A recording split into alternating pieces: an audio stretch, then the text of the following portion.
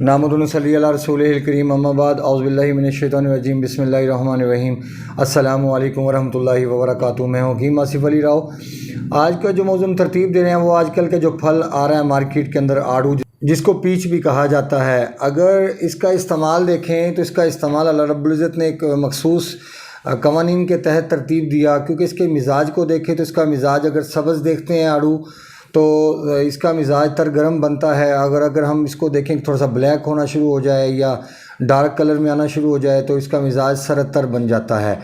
اب دونوں حالتوں میں اس کا استعمال صرف وہی لوگ کر سکتے ہیں جن کے مزاج میں پہلے سے حرارت موجود ہو، اور حرارت کی صورت میں یہ استعمال کیا جا سکتا ہے۔ نئے آنے والے دوستوں سے گزارش ہے کہ چینل کو سبسکرائب کریں، بیل آئیکن کو پریس کریں، کمنٹ سیکشن میں اپنی رائے سے ضرور آگاہ کریں۔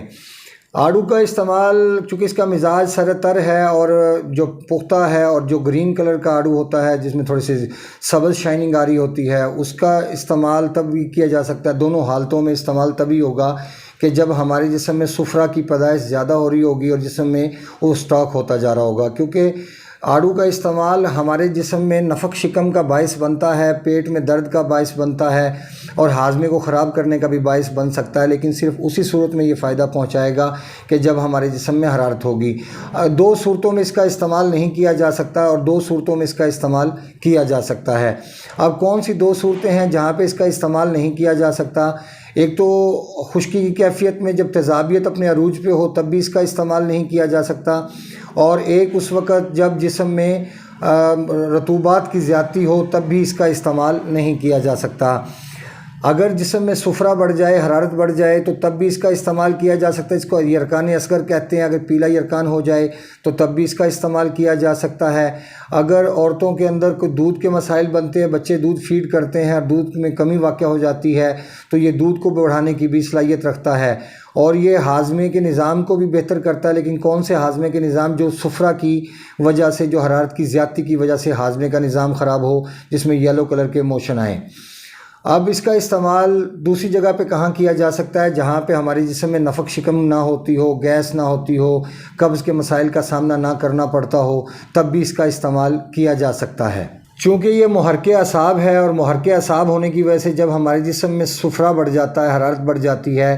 تو یہ غدت میں تحلیل پیدا کرتا ہے اور دل پہ تسکین کا عمل لے کے آتا ہے، کیونکہ یہ ٹھنڈا ہوتا ہے تو ٹھنڈک کی وجہ سے دل کو سکون ملنا شروع ہو جاتا ہے، کیونکہ جب گرمی بڑھتی ہے، صفرا بڑھتا ہے تو ہمارا دل بھی بے چین ہوتا ہے حرارت کے بڑھنے کی وجہ سے۔ تو جیسے ہی ہم آڑو کا استعمال کرواتے ہیں، یاد رکھیں کہ ترش آڑو کا استعمال مناسب نہیں، کیونکہ اللہ رب العزت نے ہمیں پکا ہوا پھل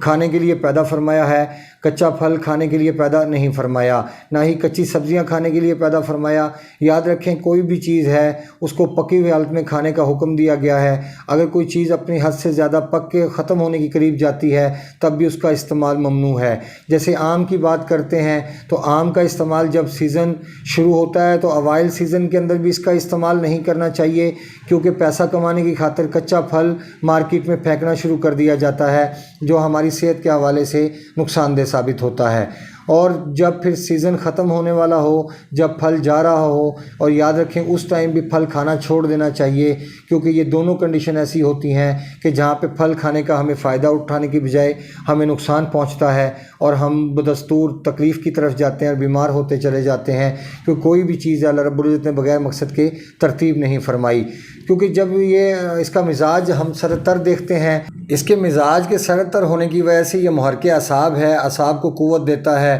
اور اس کے اندر اس کے پتوں کے اندر اللہ رب العزت نے ایک ایسا سسٹم رکھا ہے کہ اگر پتوں کو جو شاندہ بنا کے پلایا جائے تو کرم قاتل شکن ہے، مطلب جو ہمارے پیٹ میں کیڑے پیدا ہوتے ہیں ان کو ختم کرنے کی صلاحیت رکھتا ہے۔ چونکہ اس میں رطوبت فضیلیہ ہوتی ہے، لہٰذا یہ رطوبات مہیا کرتا ہے، خون میں اضافہ کرتا ہے، خون بڑھاتا ہے۔ لیکن پھر وہی بات آ جاتی ہے کہ صرف اسی صورت میں کہ جب ہمارے جسم میں حرارت بڑھ چکی ہو اور ہمارے جسم میں صفرا کی مقدار زیادہ ہو، تو اس صورت میں یہ محرک اعصاب ہے، اور محرک اعصاب ہونے کی وجہ سے عضلات میں تسکین پیدا کرتا ہے اور جگر پہ تحلیل کا اثر لے کے جاتا ہے۔ جب جگر میں تحلیل پیدا ہوتی ہے تو حرارت ختم ہونا شروع ہو جاتی ہے اور مسلسل کمی کی طرف جاتی ہے۔ اس کا مسلسل استعمال حرارت کو ختم کرنے کا سبب بنتا ہے، لہٰذا اس کا استعمال جب بھی کیجئے مٹھاس کی حالت میں کیجئے اور نارمل مقدار میں کیجئے۔ اگر آپ زیادہ مقدار میں اس کا استعمال کریں گے تو یہ نفق شکم کا باعث بنے گا، پیٹ میں گڑگڑاہٹ اور ہاضمے کی خرابی کا باعث بھی بن سکتا ہے، کیونکہ اس کے مزاج میں رطوبات زیادہ ہیں، اور رطوبات جس چیز میں بھی زیادہ ہوں اس کا استعمال اگر حد سے زیادہ کیا جائے گا تو وہ ہمارے لیے بجائے فائدے کے الٹا نقصان کا باعث بنے گا۔ بس اتنا یاد رکھ لیں کہ اس کا تعلق انسان کے اعصاب کے ساتھ ہے، اور اعصاب کو ایکٹیو کرنے کی ضرورت تبھی پڑتی ہے کہ جب ہمارے اعصاب پہ دباؤ کم ہو اور ہمیں اس کو بڑھانا ہو، یعنی ہمارے جسم کے اندر رطوبات کم ہو چکی ہوں اور حرارت بڑھ چکی ہو، سفرہ بڑھ چکا ہو، تو سفرہ کی پیدائش کو کم کرنے کے لیے آڑو کا استعمال بہترین فوائد کا حامل ہوگا، اور یقیناً یہ بندے کے چہرے کو یلو کلر سے سرخی میں منتقل کرے گا اور پنک کلر میں منتقل کرے گا۔ لیکن اگر اس کا استعمال زیادہ کیا جائے تو یہ جیسے سنگرانی ٹائپ مسائل ہمارے سامنے آتے ہیں کہ کھانا کھاتے ہی ہمیں عجابت ہو جاتی ہے، موشن کرنے انسان بھاگ پڑتا ہے واش روم کی طرف، تو یہ ایسی کیفیت کو بھی پیدا کرنے کا باعث بنتا ہے۔ لیکن اگر کسی انسان میں حرارت زیادہ ہوگی تو یقیناً اس کے لیے یہ فائدے کا باعث ہوگا، نہ کہ یہ سنگرانی کا باعث ہوگا۔ اس کا استعمال پھر میں بتانا چاہوں گا کہ کھٹاس کی حالت میں بالکل نہیں کرنا چاہیے۔ اگر کھٹاس کی حالت میں کریں تو صرف اسی صورت میں کریں